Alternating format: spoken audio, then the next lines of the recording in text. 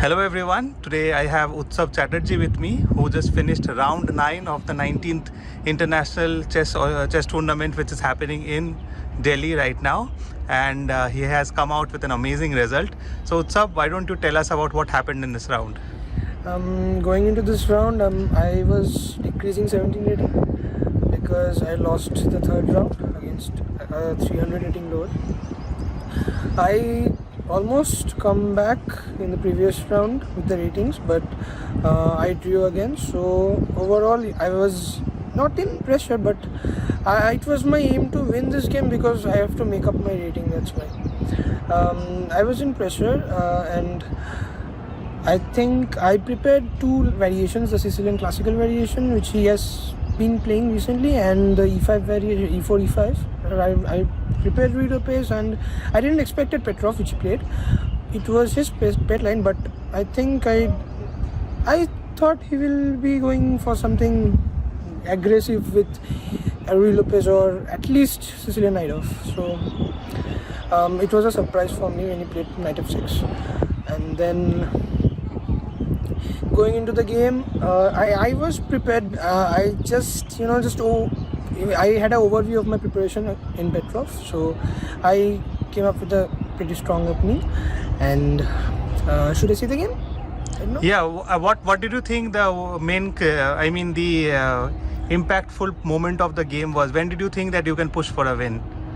I think a moment, I don't remember the exact move number, but it was the move b5, which he played for some initiative, but I didn't think that was going to work because in the following moves I was able to exchange two vital bishops in the game, which reduced the attack in a huge way. So the b5, I thought that when he played b5, I think I have nearly 1 hour and he had nearly 22 minutes, something like that. I thought for 35 minutes that about my recapture with the bishop or with the knight. It was a critical moment.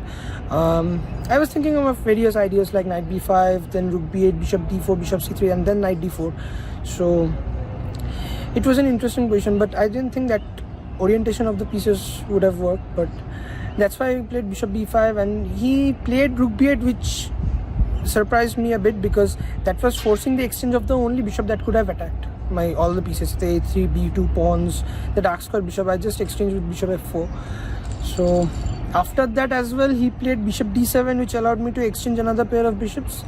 And after that, I think I simply defended the position with the pawn up. And then I already had initiative on the king side. I already started the attack, and I continued with queen f4. And that was an interesting moment where I think he was forced to lose the second pawn on a4. And after that, I simply exchanged the queen, and at the end it was actually critical because we were both down on time and we had nearly 2 minutes. And after the queen exchange, I took pawns on h6 and f7, but I think that was a bit risky. I don't know for sure. I don't know if the capture on b2 would have worked, but I still have gone for it, and I'm not sure about that. I think it was a lucky escape for me at the end, or maybe, I don't know, it was winning already. But I played some moves, then he played rook b3 at one point, just not getting to recapture the pawn because it would just simplify the position, and then I'll get the d5 pawn, and I think I am 2 pawns out. So after rook b3, actually that was an interesting moment. Knight e6, king f6 he played, and then there was a trick. His rook was on b3 and f2, knight was on c4, pawn was on d5, and my knight was on e6, rook c1, rook b1, a3, b2 pawn, f3, h5 pawn, king on a1. And this position, I think, I don't know for sure that if knight c5 would have worked or not, but if knight c5, then rook b2 something, I don't know. But the main idea was knight c4, and the knight e4 move was interesting, so I just went with rook c4 at first. If dc4, then knight c5, threatening the b3 rook as well as the knight e4 fork. So that would have simplified the game, and after rook h1, I think I'm 3 pawns up in that position, and that was clearly winning. So he just rook c4, he took on e6 and rook h4, and that was pretty simple after that.